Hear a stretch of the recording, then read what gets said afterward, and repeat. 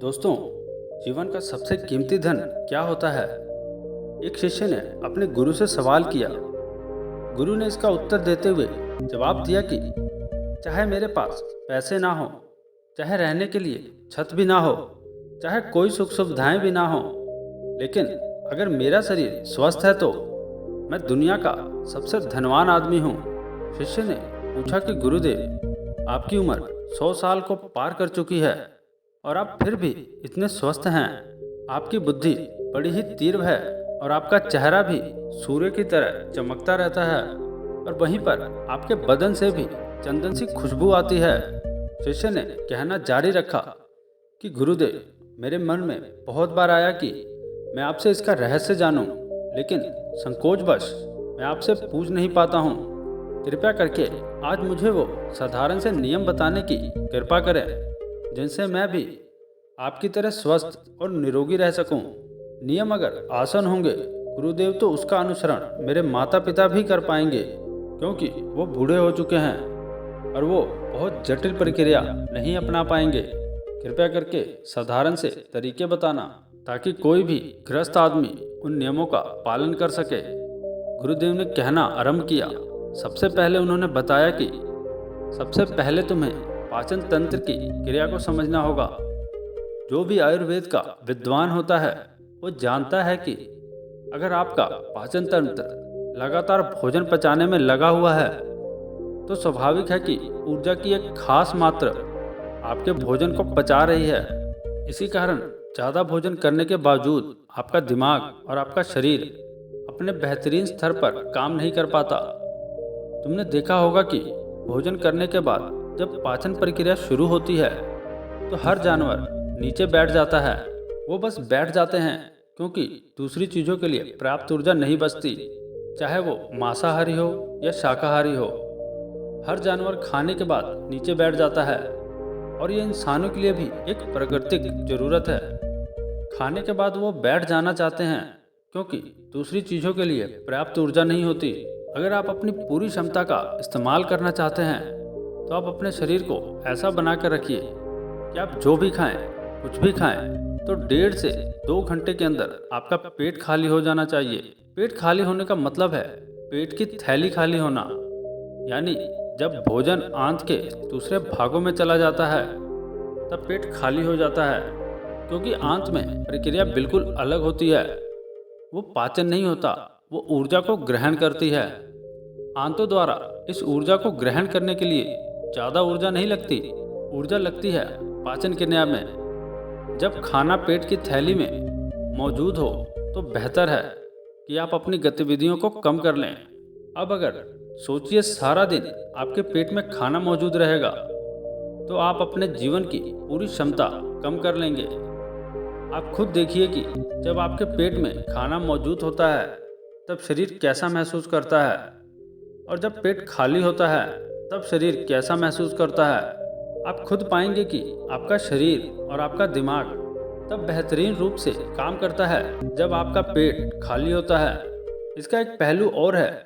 देखिए, हम सब जानते हैं कि हमारा शरीर हर समय नई कोशिकाएं बनाता रहता है और पुरानी कोशिकाएं खत्म करता रहता है, जिससे हमारे शरीर का शुद्धिकरण होता रहता है। लेकिन जब भोजन हमारे पेट में होता है, यानी कि हमारा पेट जब खाली नहीं होता, तो ये शुद्धिकरण 80% कम हो जाता है। वो सारी गंदगी जो शरीर से अपने आप बाहर निकलती थी, अब वो निकलनी बंद हो जाएगी, जो कुछ समय बाद आपके लिए तरह तरह की समस्या पैदा करेंगी। देखिए, योग में पेट का हमेशा साफ रहना बहुत ही महत्वपूर्ण होता है। किसी भी पारंपरिक प्रणाली में अगर आप देखेंगे तो आप पाएंगे कि जब भी आप किसी आयुर्वेद डॉक्टर या किसी वैद्य के पास जाते हैं तो सबसे पहले वो आपके पेट की सफाई करते हैं, क्योंकि वो जानते हैं कि आपकी ज़्यादातर समस्या पेट साफ ना होने की वजह से ही है। सिर्फ एक दिन के लिए अपने पेट को पूरी तरह से साफ करने के बाद महसूस करें कि आपको कैसा महसूस होता है। आप अपने अंदर बहुत हल्का और सुंदर महसूस करेंगे। हर दिन आपको इसी तरह महसूस होना चाहिए। आमतौर पर पारंपरिक रूप से घी को पहले निवाले के रूप में खाया जाता है। घी एक चिकनाई वाला पदार्थ है जो पूरी आहार नली को चिकनाई देता है आपको सबसे पहले इसे ही खाना चाहिए ताकि ये भोजन के प्रवाह को आसान बना दे। जब आप बहुत मसालेदार भोजन खाते हैं तो उसे खाने से पहले आपके भोजन मार्ग पर घी की परत चढ़ाना बहुत अच्छा होता है। घी का महत्व यह है कि यह आहार नली को साफ रखता है। जो व्यक्ति घी का उचित तरीके से सेवन करता है उसका पेट हमेशा साफ रहता है, क्योंकि वहाँ कुछ नहीं चिपकता, वहाँ कुछ भी लंबे समय तक ठहर नहीं सकता। पेट का कैंसर, आंत का कैंसर आज के लिए बहुत ज़्यादा हो रहा है। तो अगर आप एक निश्चित मात्रा में घी का सेवन करते हैं तो ये घटना बहुत कम हो जाती है। लेकिन उसके लिए घी सही गुणवत्ता का होना चाहिए, सही तरीके से गाय या भैंस के दूध से बनाया जाए। अगर घी को उचित तरीके से गाय या भैंस के दूध से बनाया जाए तो इसके कई महत्वपूर्ण फायदे होते हैं। शिष्य ने सवाल पूछा कि गुरुदेव, पाचन क्रिया तो मैं कुछ कुछ समझ गया हूँ, लेकिन आप ये बताएं कि आपकी तरह सूर्य जैसा तेज पाने के लिए, चमकता हुआ चेहरा प्राप्त करने के लिए क्या प्रक्रिया अपनानी चाहिए। गुरु ने उसका उत्तर देते हुए कहना शुरू किया कि देखिए, आज के समय में बहुत सारे लोग सुबह उठते ही खाली पेट चाय पीते हैं। चमकता हुआ तेजस्वी मुख पाने के लिए हमें कुछ प्रक्रिया नहीं अपनानी चाहिए, बस हमें अपनी दिनचर्या सही करनी होती है, अपना खान पान सुधारना होता है। सुबह खाली पेट चाय पीना जहर के समान होता है।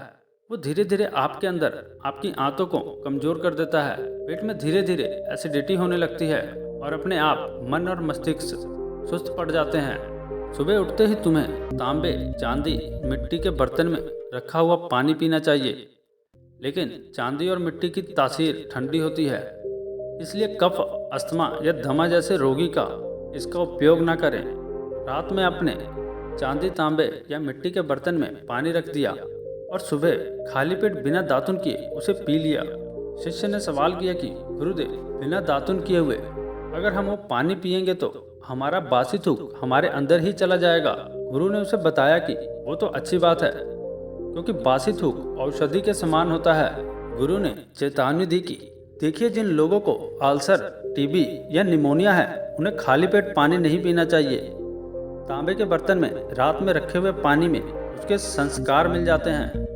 तांबे के गुण उस पानी में आ जाते हैं और वो तांबा हमारे शरीर में जाकर बहुत से लाभकारी फायदे करता है।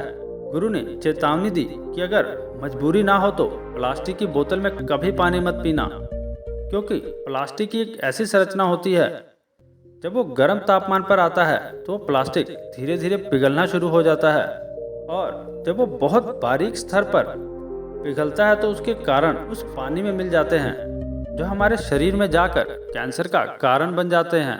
देखिए, ये पानी पीने के बाद आपका पेट अच्छे से खाली करने के बाद आप आंवला और सब्जियों का रस पी सकते हैं। इसे पीने में कुछ लोगों को थोड़ा कड़वा लग सकता है, लेकिन जहाँ पर शरीर को इतने सारे फायदे हो रहे हों वहाँ पर थोड़ा कड़वा पानी तो बर्दाश्त किया जा सकता है।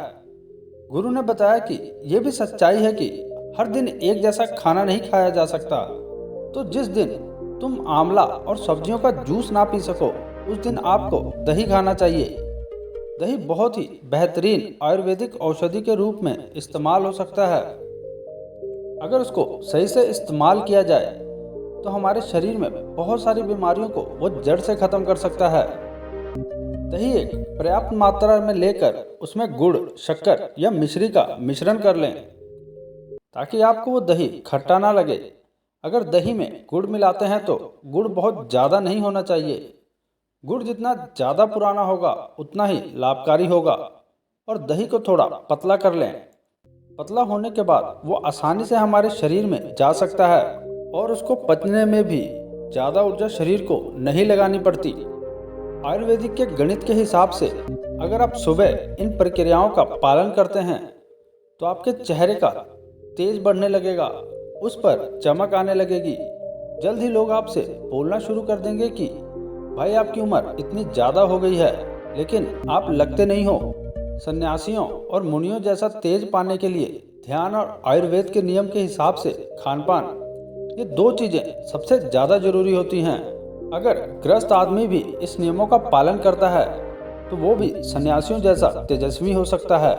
शिष्य ने आखिरी प्रश्न किया कि गुरुदेव, मुझे ये दो नियम तो अच्छे से समझ में आ गए, पहला नियम, अपने पेट को खाली रखेंगे तो हर बीमारी से मुक्त रहेंगे। दूसरा नियम, हम अपने चेहरे पे तेज कैसे प्रकट कर सकते हैं। बस एक आखिरी समस्या का समाधान और करवाना है। मैं आपसे पूछना चाहता हूँ कि जैसे जैसे आदमी की उम्र बढ़ती है तो उसके आँखों की रोशनी और उसके दिमाग की क्षमता कम होती जाती है। तो उस क्षमता को बरकरार बनाए रखने के लिए किन नियमों का पालन करें या फिर क्या खान पान अपने दैनिक जीवन में अपनाएं। गुरु ने खुद की तरफ इशारा करते हुए कहा, जैसे जैसे उम्र बढ़ेगी वैसे वैसे बुद्धिमान होते जाओगे। बस मैं जो नियम बता रहा हूँ उनको ध्यान से सुन लो। सुन लोगे तो सारी समस्या हल हो जाएगी। सबसे पहले सफ़ेद कद्दू के औषधीय गुणों के बारे में जान लो। आयुर्वेद के गणित के हिसाब से सफ़ेद कद्दू का जूस कैंसर को मिटाता है और साथ ही दिमाग की गुणवत्ता को बढ़ाता है। गुणवत्ता यानी तेज बारीक बुद्धि। लेकिन ये समझ लेना कि सफ़ेद कद्दू का जूस ठंडा होता है, इसलिए अस्थमा और जिनको सर्दी जल्दी पकड़ लेती है ऐसे लोगों को सफ़ेद कद्दू के जूस का सेवन नहीं करना है। दिमाग और आंखों को तेज करने के लिए जो अगला नुस्खा मैं बता रहा हूँ वो हर कोई कर सकता है, बल्कि हर किसी को करना चाहिए। 5 देसी बादाम की गिरी, जो छोटी वाली होती है क्योंकि वह देसी होती है। बड़ी वाली में इतने गुण नहीं होते, इतना छोटी वाली गिरी में होते हैं। 5 छोटी बादाम की गिरी और एक अखरोट रात को पानी में भिगो दो। सुबह इनके छिलके उतारो और उन्हें किसी पत्थर से खरल लो। याद रखना, पत्थर का खरल किसी ऐसे बर्तन में नहीं, क्योंकि इसमें उसकी गुणवत्ता खत्म हो जाती है। उस पत्थर में डालने के बाद उसे मथना शुरू करो। धीरे धीरे जब आप उसे पीसोगे तो वो बारीक होने लगेगा और उसके बाद उसमें दूध डालना शुरू करो। दूध गाय का होना चाहिए, वो सबसे ज़्यादा बेहतरीन रहेगा दिमाग के लिए। इस्तेमाल करने को भैंस या बकरी का भी कर सकते हैं, लेकिन गाय का दूध सबसे ज़्यादा महत्वपूर्ण होता है। जब दिमागी समस्याओं के बारे में बात आती है तो अब उस बादाम और अखरोट को दूध के साथ पीसना शुरू करो। धीरे धीरे जितना आप पीसोगे उतनी गुणवत्ता बढ़ती जाएगी। अब कुछ लोगों को लग रहा होगा कि दूध के साथ हम बादाम यूं ही खा लेते हैं, तो या फिर पत्थर से खरल के पीसने की बजाय उसे मिक्सी में पीस लें। तो मैं बताता चलूं कि पत्थर के खरल में उसे पीसने के बाद उसकी गुणवत्ता 100 गुना ज़्यादा बढ़ जाती है। अच्छे से गाय के दूध में पीसने के बाद जब आप इसका सेवन करेंगे तो आपकी आंखें और आपका दिमाग इनके लिए बहुत ही लाभकारी रहेगा। जिन लोगों को भूलने की समस्या होती है, जो छोटी छोटी चीज़ें रखकर भूल जाते हैं, जो लोग दिमागी रूप से परेशान रहते हैं, तनाव बना रहता है, चीज़ों के बारे में ज़्यादा सोचते हैं, ऐसे लोगों के लिए एक ठंडाई का काम करेगा।